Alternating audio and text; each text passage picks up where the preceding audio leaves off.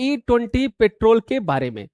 Government पूरी तरीके से E20 पेट्रोल पर फोकस कर रही है, लेकिन इसका जो रिजल्ट निकल के आ रहा है मार्केट में वो नेगेटिव निकल के आ रहा है। E20 पेट्रोल का रिजल्ट जो पूरी तरीके से नेगेटिव निकल के आ रहा है, इसका रीजन क्या है, क्यों ऐसा हो रहा है, इसके बारे में हम लोग समझेंगे। स्टेप बाय स्टेप हमारे साथ आप बने रहिए। सबसे पहले समझेंगे कि E20 पेट्रोल है क्या।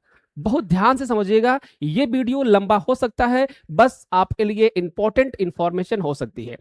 E20 पेट्रोल क्या है? तो भैया E20 पेट्रोल है आपका चावल, मक्का और गन्ने से बनाया गया ईंधन। क्या है भैया? चावल, गन्ना और मक्के से बनाया गया ईंधन आपका क्या है? E20 पेट्रोल है। ध्यान से समझिएगा। क्या आपने कभी सोचा था, कि इससे हमारा पेट्रोल बन सकता है? तो जी हाँ, E20 पेट्रोल हमारा चावल, गन्ना और मक्के से बनाया गया पेट्रोल है। ठीक है। E20 पेट्रोल ऐसा ईंधन है, बात समझिए, E20 पेट्रोल एक ऐसा ईंधन है जिसमें एथेनॉल 20% और 80% पेट्रोल मिश्रण किया जाता है, मिलाया जाता है। ठीक है।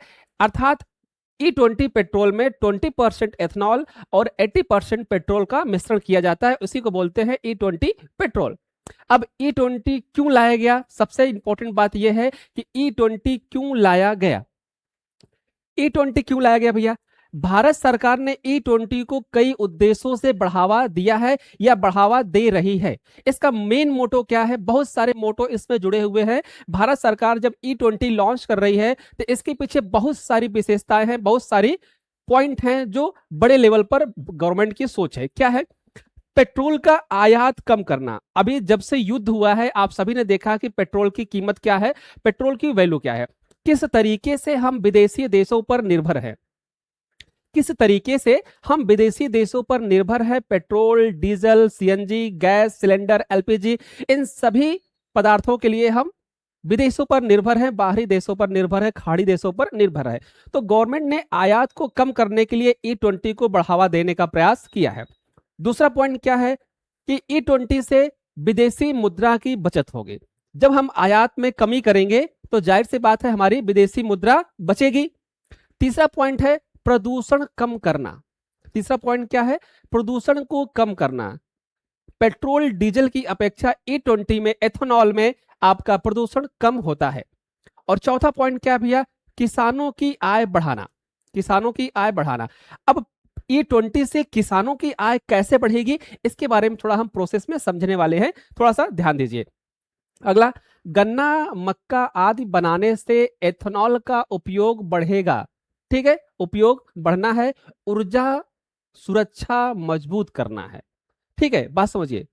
अब अगर हम एक पॉइंट को बात करें कि भैया E20 से किसानों का आय कैसे बढ़ाओगे आप, E20 से किसानों की आय कैसे बढ़ाओगे, तो आप सभी ने देखा कि जो ये E20 पेट्रोल है, एथेनॉल है, ये किससे बनेगा भैया?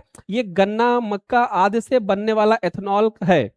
ठीक है, जब एथेनॉल बनाने के लिए गन्ने की जरूरत पड़ेगी, मक्के की जरूरत पड़ेगी, राइस चावल की जरूरत पड़ेगी, तो ये कहां से आएगा? ये आएगा एग्रीकल्चर से, किसान से। तो किसान जब इस चीज को उगाएगा, इसकी खेती करेगा और मार्केट में बेचेगा तो उसकी इनकम बढ़ेगी। तो जाहिर सी बात है इस प्रोसेस में एग्रीकल्चर भी सबसे इंपॉर्टेंट पार्ट है।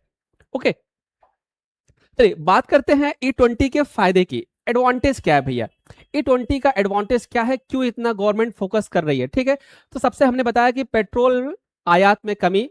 भारत अपनी पेट्रोलियम आवश्यकता को का बड़ा हिस्सा आयात करता है, आप सबको पता है। तो उस आयात में कमी करने का प्रयास कर रहा है भारत सरकार। किसानों को लाभ। जब हम एथेनॉल के लिए मक्का, गन्ना, राइस, चावल पे डिपेंड होंगे तो जाहिर सी बात है हमें एग्रीकल्चर को डेवलप करना पड़ेगा, तभी उतनी मात्रा में हम गन्ना, राइस और मक्का का इंतजाम कर सकते हैं, व्यवस्था कर सकते हैं। तो जाहिर सी बात हमको एग्रीकल्चर को डेवलप करना पड़ेगा। अगला है प्रदूषण में कमी। एथेनॉल कम प्रदूषण करता है अपेक्षाकृत पेट्रोलियम और डीजल के। विदेशी मुद्रा की बचत। जब हम आयात ही नहीं करेंगे तो विदेशी मुद्रा की बचत होगी, तो कम पेट्रोल आयात में हमारी विदेशी मुद्रा भी बचेगी, हमारा फंड बचा रहेगा। ठीक है, बात करते हैं सबसे इंपॉर्टेंट चीज, E20 के नुकसान क्या है जो मार्केट में पूरी तरीके से घूम रहे हैं? E20 का नुकसान क्या है? E20 का नुकसान है कि जो आपकी गाड़ियां हैं वो E20 के हिसाब से नहीं बनी है। सबसे इंपॉर्टेंट चीज है कि जो आपकी गाड़ी ओल्ड मॉडल की है वो E20 के हिसाब से उसका इंजन नहीं बना है, उसका इंजन ऑपरेट नहीं करता है, तो गाड़ियों का माइलेज कम होना लाजमी है। तो E20 पेट्रोल से गाड़ियों का माइलेज कम होगा। एथेनॉल की ऊर्जा क्षमता पेट्रोल से कम है, ध्यान रखना। एथेनॉल जो है पेट्रोल की अपेक्षा जो उसकी क्षमता है वो कम है, इसलिए E20 पर माइलेज क्या होता है गाड़ियों का कम होता है। तो लगभग 3% से लेकर 7% तक गाड़ियों का माइलेज कम हो सकता है। क्लियर? बात करें पुराने वाहनों की समस्या के अंतर्गत, जो मॉडल E20 के लिए नहीं बने हैं उनमें बहुत सारे प्रॉब्लम देखने को मिल रही है मार्केट में, और आगे भी मिलेगी, ये गवर्नमेंट भी कह रही है। क्या कह रही है? पुराने वाहनों में बहुत सारी प्रॉब्लम देखने को मिल रही है। अगर आप E20 पेट्रोल भरा रहे हो आप पेट्रोल पंप से, तो आप ध्यान रखिए कि आपकी गाड़ी में क्या क्या नुकसान हो सकता है, क्या क्या कठिनाइयां आपको झेलनी पड़ सकती है। ध्यान दीजिए, E20 अगर आप पेट्रोल पंप से भरा रहे हो तो आपको क्या क्या नुकसान झेलना पड़ सकता है, देखते हैं। आपका फ्यूल पाइप खराब हो सकता है, ध्यान दीजिएगा।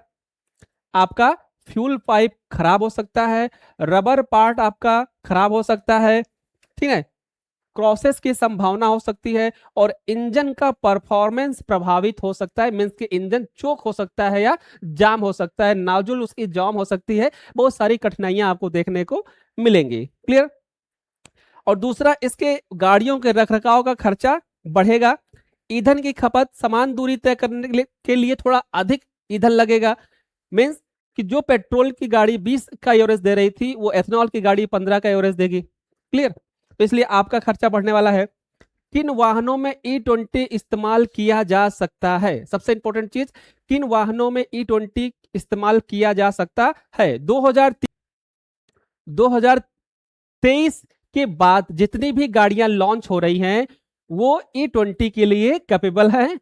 वाहन की फ्यूल, समझिए, वाहन वाहन की फ्यूल लाइट ओनर मैनुअल या निर्माता की वेबसाइट पर E20 कैपेबल आप देख सकते हैं।